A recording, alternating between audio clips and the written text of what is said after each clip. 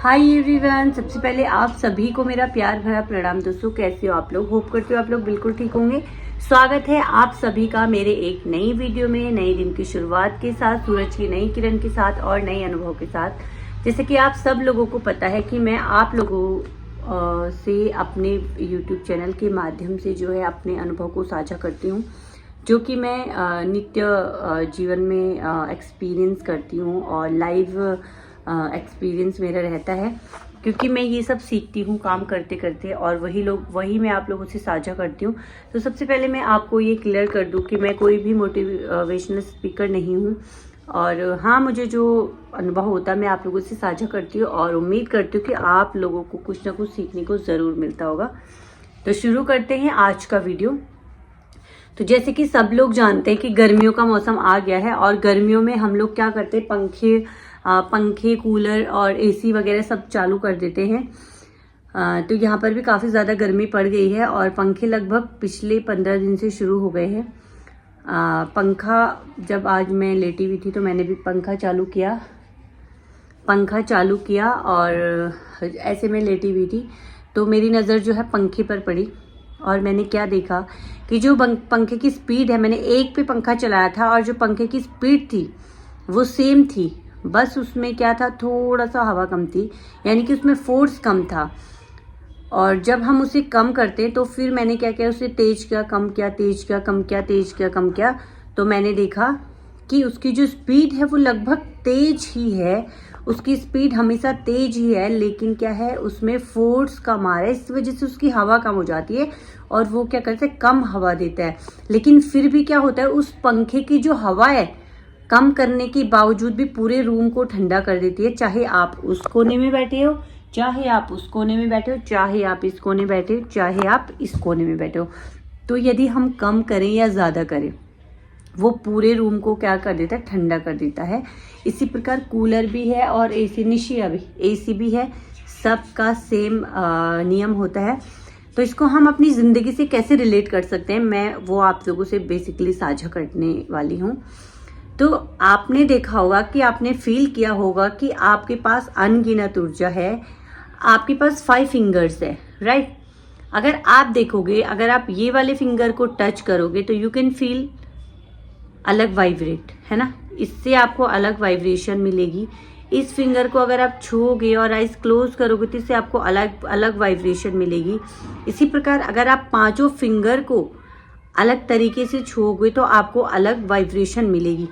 अगर आप अपने फॉरहेड पे टच करते हो तो आप देखोगे कि आपको अलग ही महसूस होगा। इसी प्रकार आपको हर तरीके से अलग महसूस होता है। तो हमारे जीवन में क्या होता है, हम मनुष्य हैं और मनुष्य के जीवन में बहुत सारी ऊर्जाएं होती हैं। इसी प्रकार अगर हम अपनी ऊर्जा को एकत्रित करें, जैसे कि पंखे की ऊर्जा को एक केंद्र में एकत्रित किया रहता है, सेंटर आप देख रहे होंगे, और उसी जो लाइट है, जो मेन तार होता है जिससे हमारा पंखा कनेक्टेड होता है, क्योंकि वो जो ऊर्जा है वो फोर्सबल आती है, इस वजह से पंखा रोटेट हो पाता है और हम लोगों को क्या देता है, ठंडक देता है। तो ठीक इसी प्रकार मनुष्य जीवन में बहुत सारी ऊर्जा है, लेकिन हम उस ऊर्जा को क्या करते हैं, अलग अलग डायरेक्शन में लगाते हैं। माना हम क्या करते हैं, अभी हम पढ़ाई कर रहे हैं और हम पढ़ाई के साथ साथ क्या कर रहे हैं, फ़ोन भी चला रहे हैं, व्हाट्सएप भी देख रहे हैं, फेसबुक भी देख रहे हैं, इंस्टाग्राम भी देख रहे हैं। एक ध्यान हमारा खाने पर है कि कल हम क्या खाएंगे, आज ये खाएंगे, वो खाएंगे। तो हमारी जो ऊर्जा है वो क्या हो जाती है, डिस्ट्रीब्यूट हो जाती है, यानी कि वो एक जगह पर केंद्रित नहीं हो पाती है, जिस वजह से हमें क्या होता है, विफलता मिलती है और जिस वजह से हम भटकते हैं। यदि इस पंखे के जैसे हम अपनी ऊर्जा को एक जगह पर एकत्रित करें, अगर आप पढ़ाई कर रहे हो तो आप पढ़ाई में ही उस ऊर्जा को लगाएं। यदि आप जॉब कर रहे हो और आप पूरा टाइम उस जॉब को दे, उस पर सोचे विचारे, नई नई तकनीकों का प्रयोग करें, तो हम देखेंगे कि हमारी जो ऊर्जा है वो एक ही जगह पर क्या है, संकेंद्रित है ना। हमारी जो ऊर्जा है वो डिस्ट्रीब्यूट नहीं होगी, तो बेसिकली हम क्या बन पाएंगे, बहुत स्ट्रोंग बन पाएंगे, बहुत सक्सेसफुल बन पाएंगे और एक मजबूत इंसान बन पाएंगे। यही तो हमारा धर्म कहता है ना। धर्म क्या कहता है कि दिया मत जलाओ, लेकिन उस दिए की लौ को पहचानो, कि अगर हमने वो दिया जलाया है तो क्यों जलाया है, है ना। अगर हमने घर में मोमबत्ती जलाई है तो क्यों जलाई, उस अंधेरे को भगाने के लिए। और आपने देखा होगा कि मोमबत्ती भी क्या करती है, छोटी सी रहती है लेकिन पूरे रूम को रोशन कर देती है, क्योंकि उसकी ऊर्जा एक जगह पर केंद्रित है और वो छोटी सी लौ से ही क्या कर देती है, पूरे रूम को प्रकाशित कर देती है। तो हमारे पास बहुत सारी ऊर्जा है, बस हमें उस ऊर्जा को एक जगह पर क्या करना है, एकत्रित करना है, एक जगह पर फोर्सफुली लगाना है। और इसका एक बहुत सटीक एग्जाम्पल मैं आपको दूंगी। हम सब लोगों के घरों में तो पानी आता है ना, हर किसी के घर में पानी के नल जो होते लगे रहते हैं। और आजकल का ट्रेंड ये है, पुराने जमाने में तो खैर एक ही नल होता था, आजकल तो किचन में अलग पानी है, टॉयलेट में अलग, बाथरूम में अलग और सिंक में अलग। तो यदि आप देखेंगे कि आप एक ही रूम का पानी ऑन करेंगे, माना आपने किचन में पानी ऑन किया है तो किचन में पूरा फोर्सफुली पानी आएगा। लेकिन यदि आप क्या करोगे, थोड़ा थोड़ा पानी सारी जगह खोलोगे तो आप देखोगे कि जो पानी है वो सारे नलों में क्या हो जाएगा, डिस्ट्रीब्यूट हो जाएगा और एक जगह पर फोर्सफुली पानी नहीं आ पाएगा।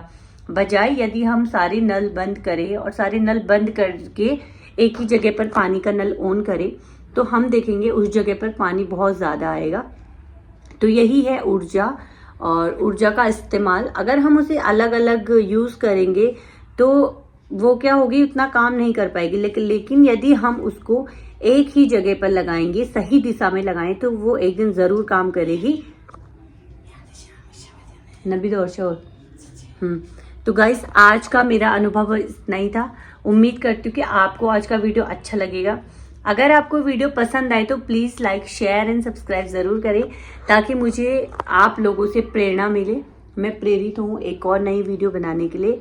और अपना सपोर्ट ऐसी दिखाना और प्यार देना। तो बस आज का वीडियो इतना ही रखते हैं, तब तक के लिए धन्यवाद।